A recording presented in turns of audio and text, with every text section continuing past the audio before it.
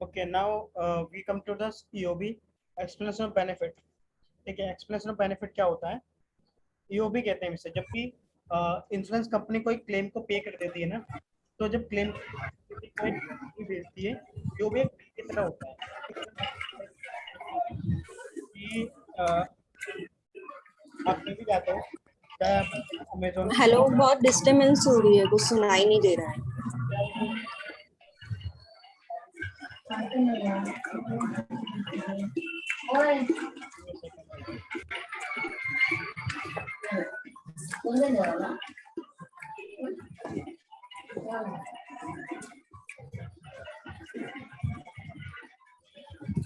Put down the matter up there.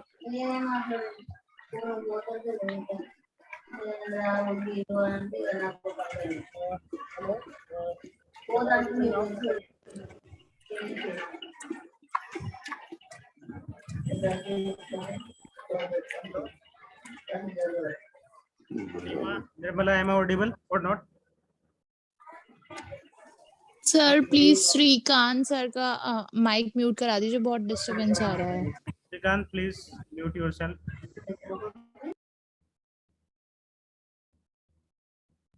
Shrikant ने कर लिया, श्रीकांत गायब भी हो गया। चलो ठीक है। अब दीपिका, मेरी वॉइस आ रही है क्लियरली या नहीं आ रही है? यस सर, आ रही है। ठीक है।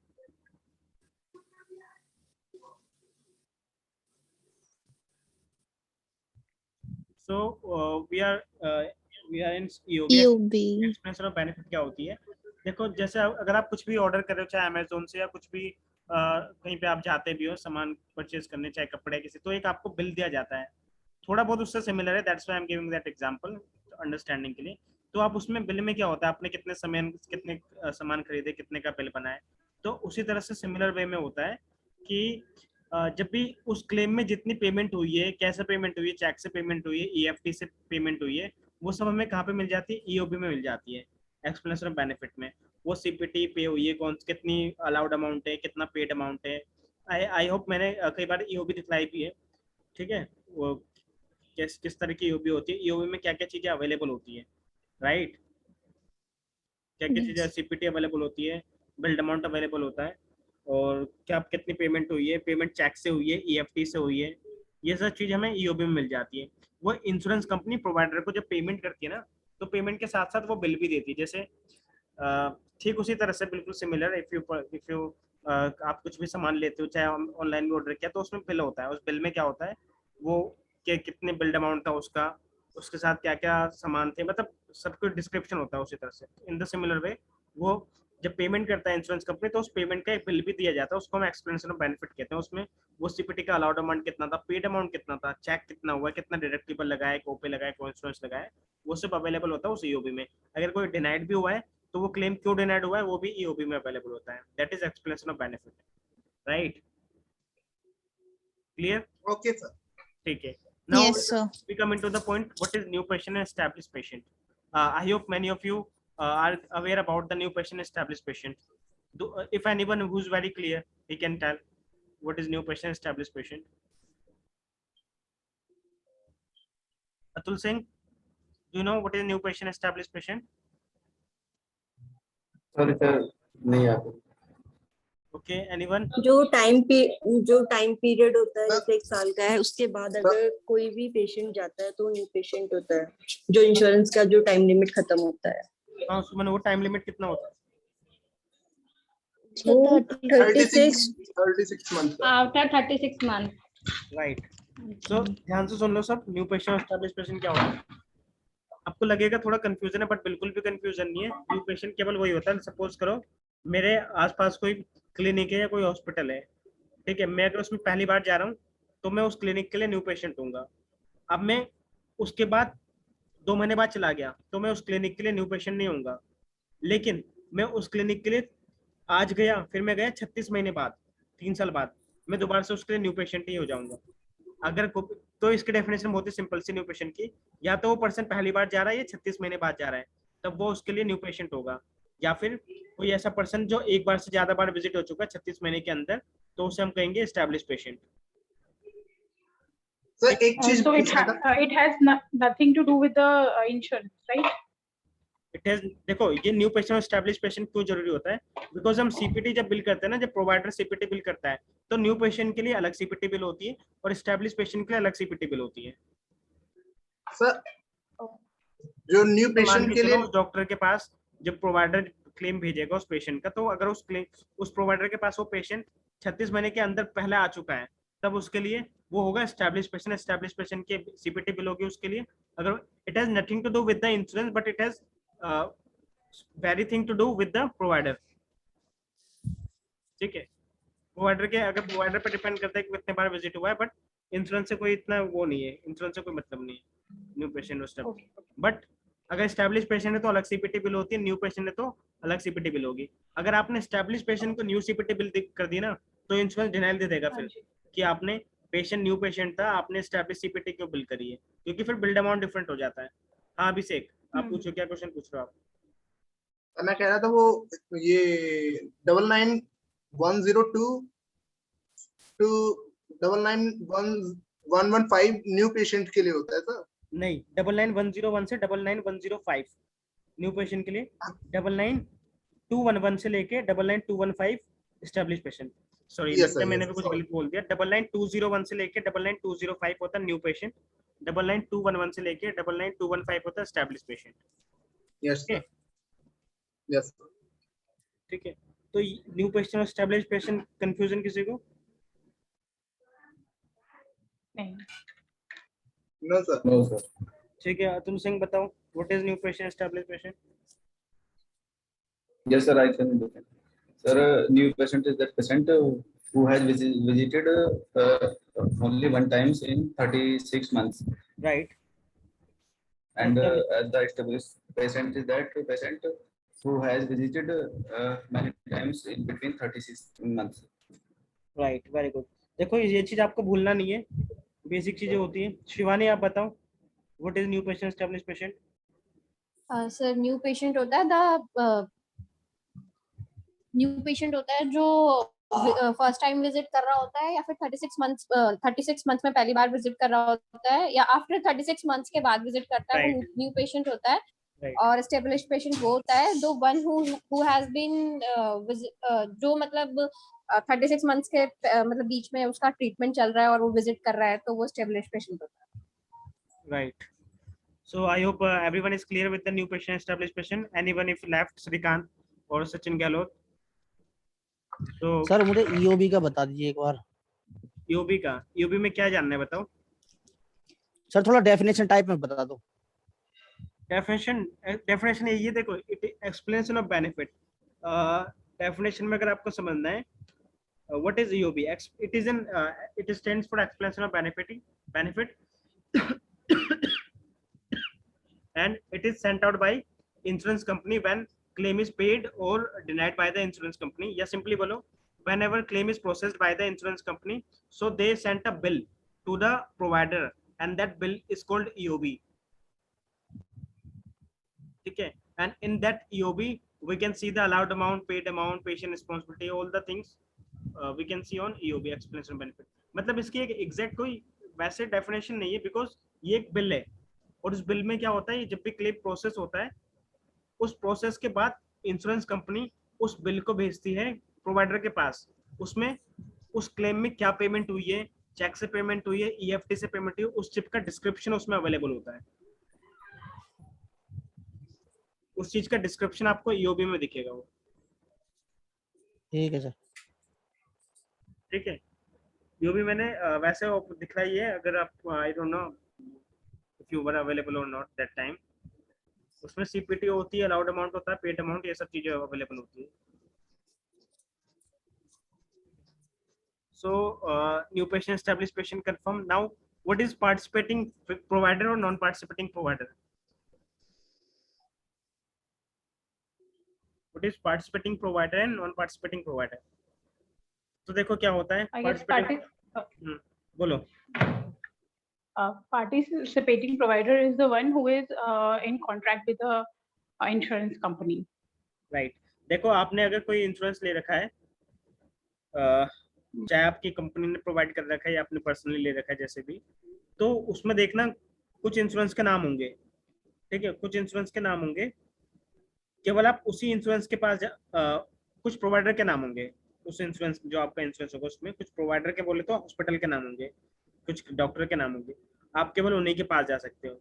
अब you go other than that तो आपको अपनी जेब से पे करना पड़ेगा, लेकिन आप उसी इंश्योरेंस में जाते हो जो उसी प्रोवाइडर के पास जाते हो जो इंश्योरेंस के साथ कॉन्ट्रैक्टेड है, तो आपको पेमेंट नहीं करनी पड़ेगी। So that is contracted provider और non contracted provider. Those provider who has contract with the insurance, that is called contracted provider, participating provider और in network provider। तीनों एक ही चीज है, contracted provider कह लो, participating provider कह लो या in network provider कह लो, तीनों एक ही चीज है। those provider who have contract with insurance company, that is called participating physician, participating provider, in network provider या contracted provider, सब एक ही चीज है। out of network, non participating provider, non participating provider, तीनों ही एक चीज है, ठीक है। अगर कोई कॉन्ट्रैक्ट समझ में आ रहा है, हाँ बोलो। सर कॉन्ट्रैक्टेड, पार्टिसिपेटिंग और क्या था sir? In network, non in network, हाँ तीनों एक ही चीज है। सर आपने बताया था ये इफ यू पहले। हाँ if you will call to the insurance, अगर वो आपसे कहता है कि पार्टिसिपेटिंग आउट ऑफ नेटवर्क है तो मतलब वही है कि नॉन पार्टिसिपेटिंग के लिए, वो आउट ऑफ नेटवर्क है तो नॉन पार्टिसिपेटिंग के लिए, ठीक है। तो ये होता है पार्टिसिपेटिंग फिजिशियन, और फिजिशियन मतलब प्रोवाइडर है, participating physician, non participating physician, clear?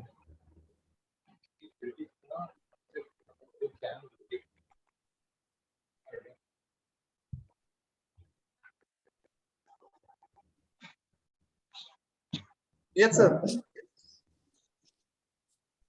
Okay, so now we come to the first one.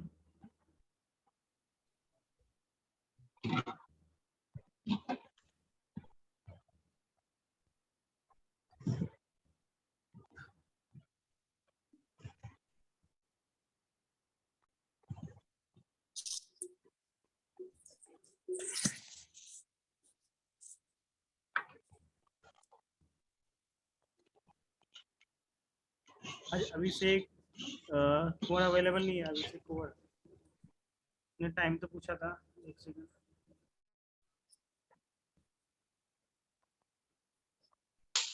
चलो कोई नहीं।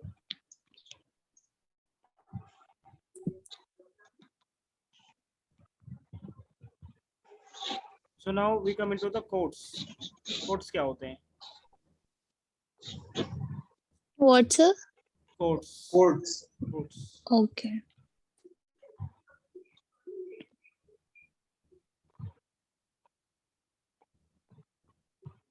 सर आपने जो ये दिया है ना, इसमें जो डिफरेंट है बिल्कुल ही सिनेरियो, और जो आपने पहले दिया था उसका सिनेरियो बिल्कुल डिफरेंट। तो अब आप बताएं कहाँ पे डिफरेंस आ रहा है, बताओ मेरे को आप।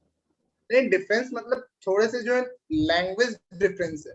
हाँ वो देखो, वो आप तीसरी जगह पढ़ोगे तब आपको मिलेगा, वो थोड़ा बहुत आ जाता है, चेंजेस आ जाता है, बट उनका इवेंचुअल मतलब एक ही होता है। मेरे को एग्जांपल दो, चलो आपने एक मेरे को एग्जांपल दिया एओबी का जो बताया उसमें, बट इवेंचुअली हमारा प्लान वही हो रहा है जी कि पेशेंट प्रोवाइडर जा रही है इंश्योरेंस कंपनी को, सॉरी पेमेंट जा रही है इंश्योरेंस पेमेंट जा रही है प्रोवाइडर को इंश्योरेंस कंपनी की तरफ से ऑन बिहाफ ऑफ पेशेंट।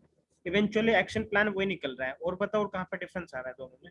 नहीं सर मैं वो नहीं कह रहा हूँ, वो ज्यादा बेटर था जो आपने मैं तुम्हें बताया। वैसे नहीं बता रहा, क्योंकि अगर कुछ डिफरेंस आ भी रहा है तो मैं उसको करेक्ट करूंगा नेक्स्ट टाइम के लिए, that's why I am asking. जी ठीक है। हाँ तो अगर कोई डिफरेंस आ रहा है तो बताओ कहाँ पे डिफरेंस आ रहा है, कि अगर कुछ गलत है बता तो दूंगा। ठीक करूंगा मैं जहाँ पे कुछ इशू आ रहा है, ठीक है। तो कोर्ट्स में देखो, कोर्ट्स में क्या होता है, सीपीटी पढ़ेंगे हम, डीएक्स पढ़ेंगे और मॉडिफायर पढ़ेंगे, ठीक है। सीपीटी ये बेसिकली पढ़ रखा है आपने, थोड़ा बहुत मैं ओवरव्यू बता देता हूँ आपको। जो ICD-10 होता है, ठीक है,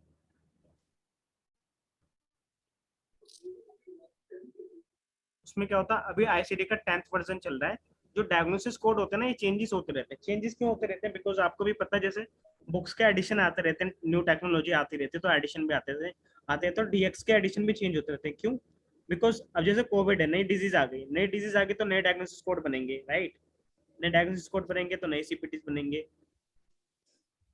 नई नई बीमारी आएंगी तो उनके लिए नए नए कोड बनाने पड़ेंगे। तो डायग्नोसिस कोड के जो फॉर्मेट होता है 4 to 7 डिजिट का होता है, ठीक है? 4 to 7 डिजिट का होता है। पहला डिजिट हमेशा अल्फाबेटिक होगा, कभी यू से स्टार्ट नहीं होगा अल्फा स्टार्टिंग ऑर्डर। उसके बाद 2 डिजिट होंगे न्यूमेरिक, उसके बाद डेसिमल, उसके बाद न्यूमेरिक। तो ये 4 to 7 के डिजिट के होते हैं, 4 से 7 डिजिट के होते हैं डायग्नोसिस कोड, ठीक है? बस इसमें इतना याद रखो, ज्यादा डीपली नहीं जाना है। सीपीटी 5 डिजिट के होते हैं, न्यूमेरिक भी हो सकते हैं और अल्फा न्यूमेरिक भी हो सकते हैं। 5 डिजिट के होते हैं सीपीटी, करंट प्रोसीजरल टर्मिनोलॉजी। हाँ बोलो, someone is trying to ask? Sir DX की एक बार वो डेफिनेशन बता दीजिए।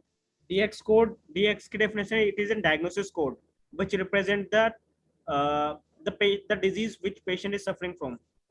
DX कोड हमें वो रिप्रेजेंट करता है कि पेशेंट को, हाँ, पेशेंट क्या प्रॉब्लम फेस कर रहा है, क्या डिजीज फेस कर रहा है, वो हमें डायग्नोसिस कोड से पता चलता है। Okay okay sir. And CPT sir एक बार, हाँ बोलो। हाँ एक बार सीपीटी दोबारा please. CPT is current procedural terminology, ये 5 डिजिट की होती है, ठीक है? न्यूमेरिक भी होती है और अल्फा न्यूमेरिक भी होती है। ये इससे हमें ये पता चलता है कि प्रोवाइडर ने क्या ट्रीटमेंट दिए पेशेंट को, ठीक है? सीपीटी से हमें ये पता चलता है कि प्रोवाइडर ने क्या ट्रीटमेंट दिए पेशेंट को, व्हाटएवर द ट्रीटमेंट। आपसे कभी कोई सीपीटी और डीएक्स की डेफिनेशन नहीं पूछेगा, बट आपको पता होना चाहिए होता क्या है सीपीटी और dx.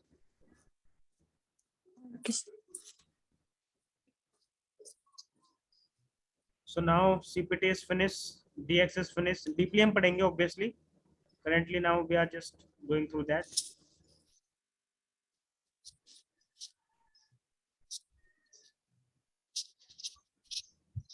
Modifier, place of service, modifier पढ़ लेते हैं थोड़ा सा।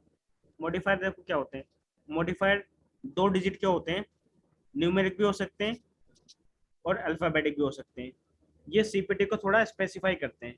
सीपीटी को स्पेसिफाई करते हैं मतलब कि उस सीपीटी के साथ, जिस सीपीटी के साथ ये मॉडिफायर लगते हैं, उसको थोड़ा सा और डीपली बता देते हैं। एग्जांपल के लिए सर्जरी कोड की सीपीटी होती है 56280 की। सीपीटी से हमें पता चलता है सर्जरी दी गई है पेशेंट को। अब लेफ्ट हैंड में दी गई होती है तो मॉडिफायर एलटी लगता है उस सीपीटी के साथ। अगर राइट हैंड में सर्जरी दी गई है तो आरटी लगता है।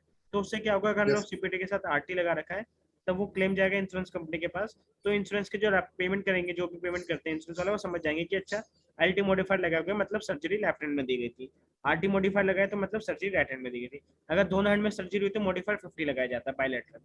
तो मॉडिफायर कुछ इस तरह के यूज होते हैं जो शो करते हैं कि वो ट्रीटमेंट दी तो गई है पर ट्रीटमेंट को थोड़ा सा और डीपली स्पेसिफाई करते हैं। जैसे मान के चलो मॉडिफायर नहीं लगा होता तो हमें बस इतना पता चलता है सर्जरी दी गई है, कौन से साइड में दी गई है, लेफ्ट साइड में दी गई है, राइट साइड में दी गई है, नहीं पता चलता। वो मॉडिफायर बताते हैं, मॉडिफायर थोड़ा और डीपली बताते हैं सीपीटी के बारे में। हाँ बोलो, कुछ कह रहे थे अभिषेक रुक्मणी आप? नहीं सर, कुछ नहीं। सर आप कह रहे थे अभी एलटी और आरटी अगर दोनों ही लगाया जाता है तो क्या कहते हैं उसे? 50 क्या कहा आपने? अगर दोनों ही जगह ट्रीटमेंट दी गई है, लेफ्ट साइड में भी राइट साइड में, तो मॉडिफायर 50 का यूज किया जाता है। अच्छा, मॉडिफायर 50 का, ओके। तो मॉडिफायर, ये तो मैंने आपको केवल एक एग्जांपल दिया है। There are so many modifiers, बहुत सारे मॉडिफायर्स होते हैं। 50, 25, 59, 76, 77, there are innumerable modifiers is available, right? Even कुछ और लिखे भी हुए यहाँ पे, आर रेंटल के लिए, यानी purchase of new equipment, UE purchase of used, ये इसको पढ़ेंगे मॉडिफायर को। बस बेसिकली अभी मेरे को आपको मॉडिफायर बताना था, मॉडिफायर होता क्या है। Now is POS, place of service. Place of service क्या होती है Rukmani, Abhishek? What is place of service? Place of service जो होता है 2 डिजिट के न्यूमेरिक कोड होता है जो एक्सप्लेन करता है फिजिकल लोकेशन ऑफ पेशेंट का, राइट, जहाँ पे उसको ट्रीटमेंट दिया गया था। राइट। इसमें जो है हमें सबसे मेन हमारा जो होता है 11, 20, 21 and 23 होता है। 11 में हम क्या करते हैं,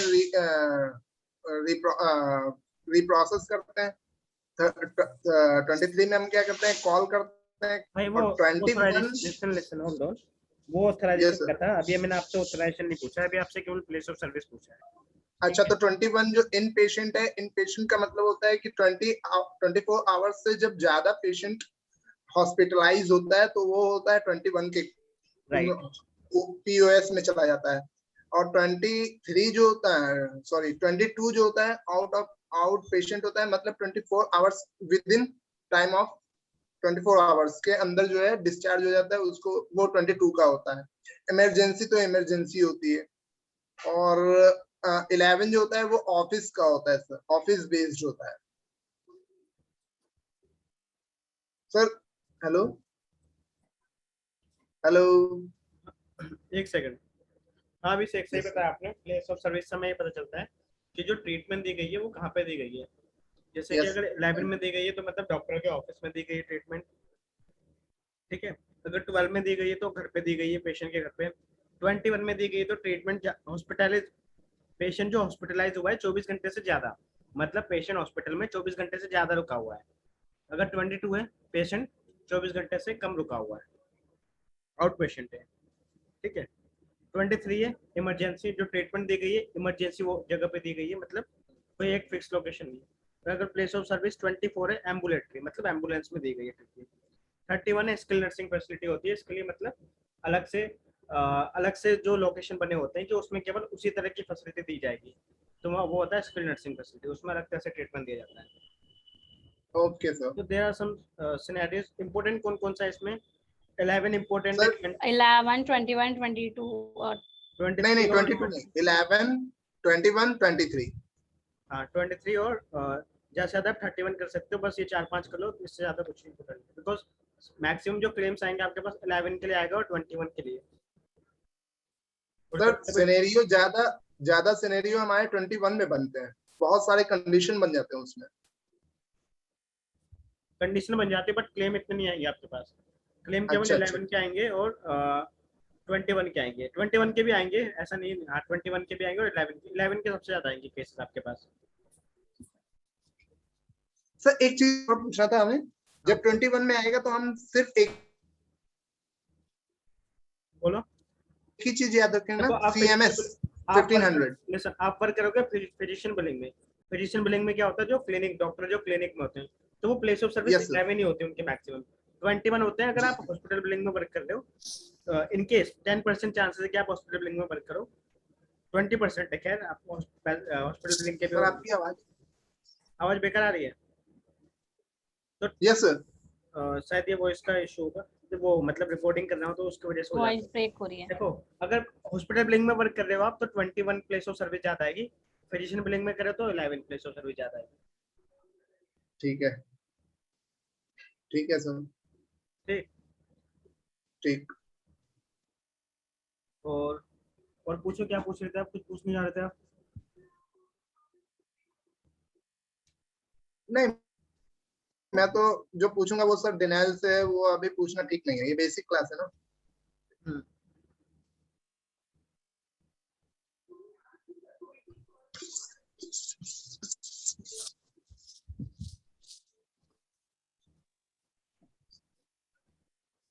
now what is build amount and allowed amount?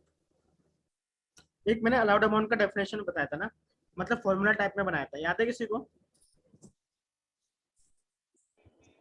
Abhishek, Rukmani, allowed amount का फॉर्मूला बताया था।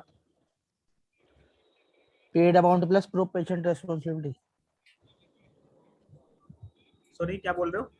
Yes, paid sir. Amount plus मैं प्रो बता patient allowed amount equal to paid amount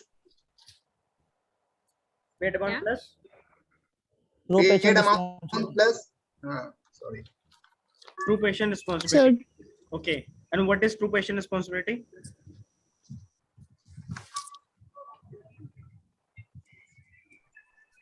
Nirmala, Jyoti and Monika, sorry Nirmala, जो भी नाम है, देखो ये आप लिख लो। अलाउड अमाउंट क्या होता है? Allowed amount equal to paid amount plus true patient responsibility. allowed amount is equal to paid amount plus true patient responsibility.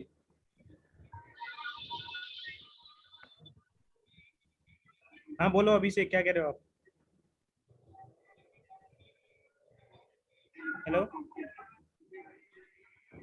Abhishek, Rukmini.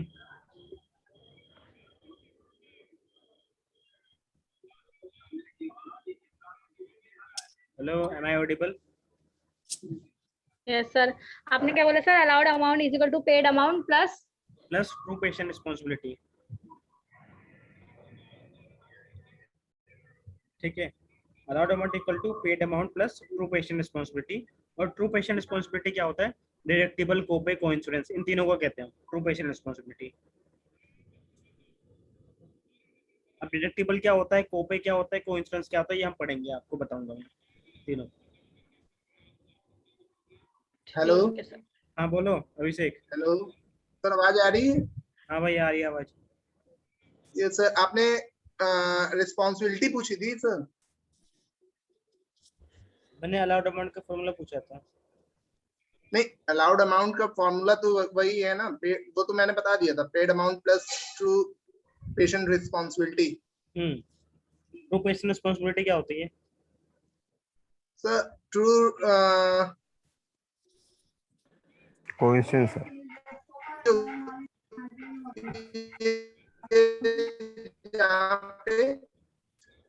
Voice break हो रही है, समझ नहीं आ रहा। जो है अभिषेक, आपकी वॉइस ब्रेक हो रही है। सर एक मिनट, मैं फिर से चेक करके भेजता हूँ। ठीक है, आप चेक कर लो जब तक, कोई क्वेश्चन नहीं है। और दूसरी चीज, अब हम समझते हैं बिल्ड अमाउंट और अलाउड अमाउंट में क्या डिफरेंस होता है। It is very important, that's why it should be cleared what is the difference between billed amount and allowed amount. If any one of you know very well what is the difference between an billed amount and allowed amount, please tell me, else I will tell you. Sir allow amount तो होता है जो insurance company allow करती है कि इतना आपका insurance में से मतलब जो भी पेशेंट का डिसीज है उसके लिए पेमेंट अलाउ करती है कि इतना ही हम पे करेंगे। Okay. हाँ, और बिल अमाउंट होता है जो चार्ज करता है डॉक्टर की तरफ से, जो डॉक्टर चार्ज करता है अगेंस्ट ट्रीटमेंट के लिए, ट्रीटमेंट के अगेंस्ट जो डॉक्टर चार्ज करता है। Right. Who's this? Nirmala? Okay, yes. Good. यही होता है निर्मला, बिल्ड अमाउंट और अलाउड अमाउंट। एक सेकंड, कॉल आ रहा है। Okay sir. हाँ काश, हाँ हाँ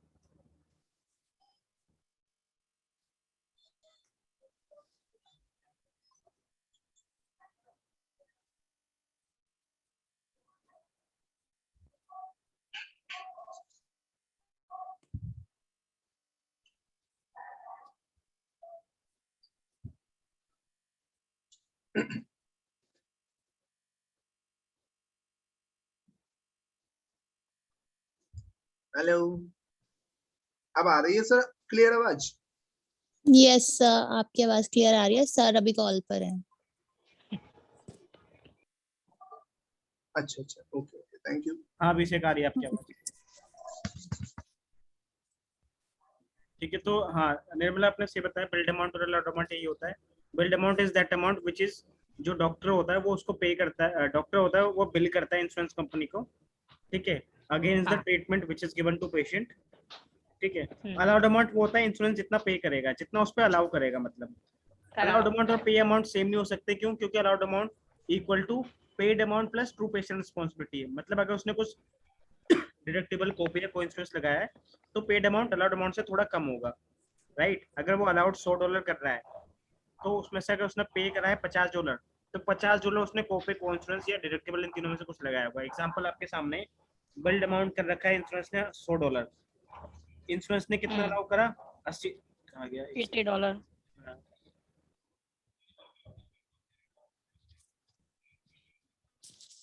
इंश्योरेंस ने अलाउ करा $80, ठीक है।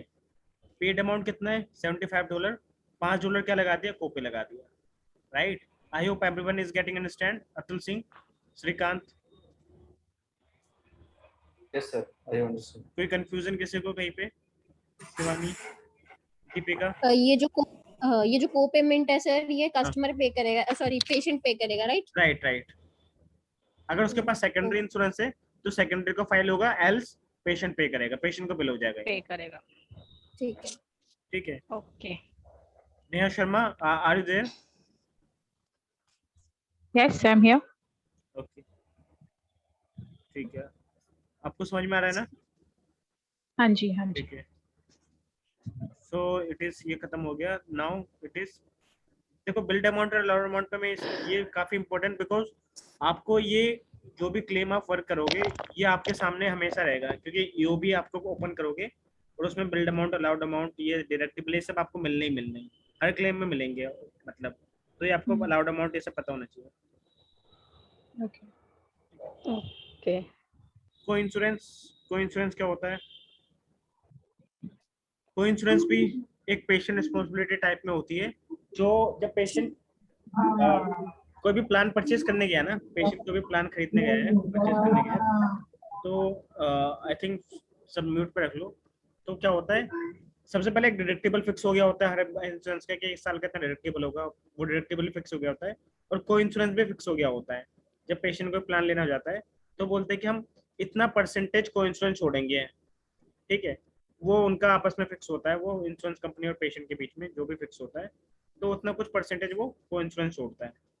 So co-insurance, it is a patient responsibility set by the insurance company wherein a percentage of the allowed is to be paid by the secondary insurance of the patient to the doctor. अगर उसके पास secondary insurance है तब तो secondary insurance वो co-insurance पे करेगा जो भी co-insurance कंपनी छोड़ रही है, ठीक है। अगर कोई सेकेंडरी इंश्योरेंस नहीं है तो वो पेशेंट को बिल करना पड़ेगा। जैसे कि यहाँ पे इसने कोपे छोड़ा था $5, मान के चलो इसने $5 कोपे की जगह को इंश्योरेंस छोड़ा हुआ है, तो को इंश्योरेंस अगर कोई सेकेंडरी इंश्योरेंस है हम क्लेम फाइल करेंगे सेकेंडरी इंश्योरेंस को, सेकेंडरी इंश्योरेंस वो रिमेनिंग को इंश्योरेंस को पे करेगा। अगर कोई सेकेंडरी इंश्योरेंस नहीं है तो फिर बिल टू पेशेंट जाएगा। तो को इंश्योरेंस एक अमाउंट सेट होती है इंश्योरेंस कंपनी द्वारा, वो अलाउड अमाउंट पे इतना परसेंटेज को इंश्योरेंस लगाएगी सेकेंडरी इंश्योरेंस के लिए, ठीक है।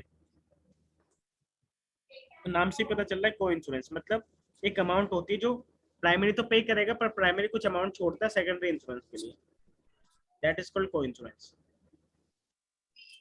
हेलो, सॉरी इंटरप्ट यू, अभी right now I have to go somewhere, तो मैं से मीटिंग सुमन। ठीक है सुमन, आपका तो इसलिए मैंने थोड़ा टाइम के लिए भी आपको बोला था ना 7 to 9, तो मुझे थोड़ा सा काम है। तो आपको तो वैसे भी कंप्लीट है ना ये तो? हाँ ये तो मेरा क्लियर है, बट इसका मुझे ना स्क्रीन रिकॉर्ड जो आपने किया है मुझे प्लीज सेंड कर देना, चाहे ग्रुप में कर दीजिएगा। ठीक है सुमन, आपको मैंने इनिशियल रिकॉर्डिंग भेजी थी, मैंने आपको देखी थी, आपने बेसिक की भेजी हुई मैंने शायद, आई गेस। वो बेसिक वाली तो है मेरे पास, देखो मैं आज की बोल रही हूँ जो अभी आप रिकॉर्ड ये मैं भेज दूंगा आपको, मैं डेनाल्स के नोट्स भी भेजूंगा, वो भी आप पढ़ लेना, ठीक है। ठीक है, थैंक्स। कंप्लीट है काफी, ठीक है, थैंक यू। Okay bye. तो यहाँ पे हम थे, अलाउड अमाउंट हो गया, कोइंसिडेंस हो गया।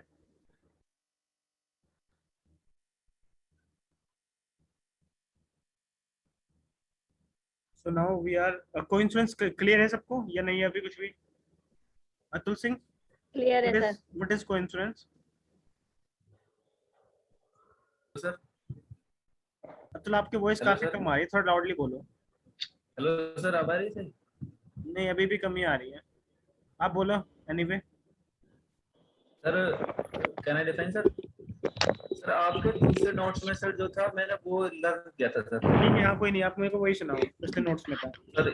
ये था sir an amount of money which the patient has to pay against the claim once deductible is made. ठीक है, भी सही है, क्योंकि डिडक्टिबल जब तक मैट नहीं होगा इंश्योरेंस कोइंसिडेंस नहीं छोड़ेगा, क्योंकि जब तक डिडक्टिबल मैट नहीं होगा वो डिडक्टिबल लगाता रहेगा, जब डिडक्टिबल मैट हो जाएगा उसके बाद वो लगाना शुरू करेगा, राइट? Okay sir. तो आई होप कि अभी सबको क्लियर नहीं होगा, क्लियर थोड़ा बहुत, क्योंकि अभी आपको डिडक्टिबल में भी कुछ कंफ्यूजन होगा। डिडक्टिबल तो आई गेस जो नए बच्चों को पता ही नहीं what is deductible. Nirmala, do you know what is deductible? नहीं सर, मुझे नहीं पता। देखो डिडक्टिबल क्या होता है, डिडक्टिबल इज, सबसे पहले तो आप म्यूट रख लो सब अपने आप को। Okay sir. डिडक्टिबल क्या होता है? डिडक्टिबल एक ऐसी अमाउंट होती है जो कि पेशेंट को पहले पे करनी होती है इंश्योरेंस को क्लेम पे करने से पहले, मतलब इंश्योरेंस क्लेम पर पेमेंट बाद में करेगा, पहले इंश्योरेंस को पेमेंट करनी पड़ेगी, डिडक्टिबल जो भी फिक्स होती है। डिडक्टिबल ये सीएमएस गाइडलाइन फिक्स करती है हर इंश्योरेंस का, और उस इंश्योरेंस के जैसे मेडिकेयर का $203 डिडक्टिबल इस साल का। अब जब मेडिकेयर क्लेम पे बाद में पे करेगा, पेमेंट क्लेम पे बाद में पे करना शुरू करेगा, उससे पहले पेशेंट को $203 पे करने पड़ेंगे डिडक्टिबल के। तो जो भी क्लेम कोई जाएगा इंश्योरेंस के पास, इंश्योरेंस उस पर पे नहीं करेगा, पे तब करेगा जब पेशेंट के $203 डिडक्टिबल मैट हो चुका होगा। नहीं तो वो इंश्योरेंस क्या कर देगा, उस क्लेम को प्रोसेस कर देगा टुवर्ड्स डिडक्टिबल। अगर पेशेंट के डिडक्टिबल नहीं आई है, तो जैसे $180 अलाउ कर रखा था, लेकिन पेशेंट का भी एक भी डिडक्टिबल नहीं आया है, तो वो $180 जो अलाउ कर रखा, 180 पूरा का पूरा वो डिडक्टिबल लगा देगा। तो पहले $180 डिडक्टिबल किसके पास जाएगा, पेशेंट पे करेगा। उसके बाद कितना डिडक्टिबल बच गया पेशेंट को पे करना, $203 था, 30, 19, 20, $23 और पे करना है इंश्योरेंस पेशेंट को, इंश्योरेंस कंपनी को, राइट, मेडिकेयर को। अब क्या होगा, जब भी क्लेम जाएगा उसमें अलावा अमाउंट रखा था $100, तो पहले डिडक्टिबल $23 डिडक्टिबल लगा देगा, बाकी वो 77 के आसपास पड़ेगा, 77 पे कर देगा और $23 वो डिडक्टिबल लगा देगा। तो $203 हो जाएगा पेशेंट का डिडक्टिबल। उसके बाद इंश्योरेंस क्या करेगा, क्लेम पर पे करना शुरू करेगा। So deductible is that amount which patient has to pay first before insurance starts paying on the claim. ये डेफिनेशन होती है इसकी। Hello yes okay sir. Sir, hello Abhishek. Yes Abhishek. Sir मैंने जो पॉइंट नोट किया था थोड़ा सा मेरा थोड़ा डिफरेंट है, तो सर थोड़ा सुन यस प्लीज। लेते। अगर अगर ये गलत है तो फिर मैं करेक्शन कर लूंगा। सर मैंने जो लिखा था, deductible means an amount of money which patient has to pay to the insurance company before insurance company starts paying him. एक ही मतलब है, यही मतलब है, मैंने भी यही बताया। हाँ बताया वही है सर, लेकिन मैंने ये बिल्कुल शॉर्ट में कर रखा है। तो यही चीज है, यही चीज बताइए, अलग नहीं, ठीक है, यही चीज है। Deductible amount is that amount which patient has to pay before insurance starts paying on the claim. Okay sir. Shivani, Monika, कुछ समझ में आ रहा है? जी जी, बस मतलब मैंने इसको शॉर्ट में लिखा। मोनिका, आपको आ रहा है समझ में? यस सर, ठीक है, थोड़ा थोड़ा आ रहा है। थोड़ा पूरा नहीं आ रहा अभी। कहाँ पे कंफ्यूजन है? ये ना मेरा नेटवर्क चला जा रहा है बार बार, इसकी वजह से मुझे थोड़ा सा ब्रेक हो रहा है वॉइस। बीच में गायब हो जा रहे हो आप। हाँ, तो अभी मैं बाहर आई हूँ ऊपर थोड़ा छत पे। ठीक है, तो लाइट ऑफ। ओके,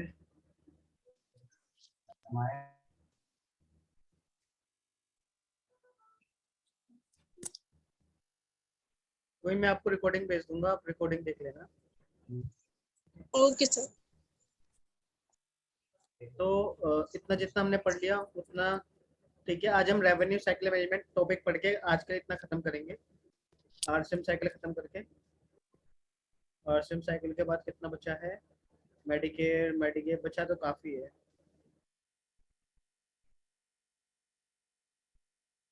काफी बचा हुआ है।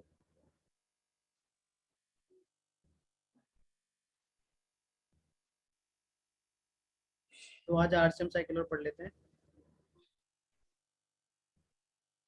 आरसीएम साइकिल बहुत ही इजी सा साइकिल होती है।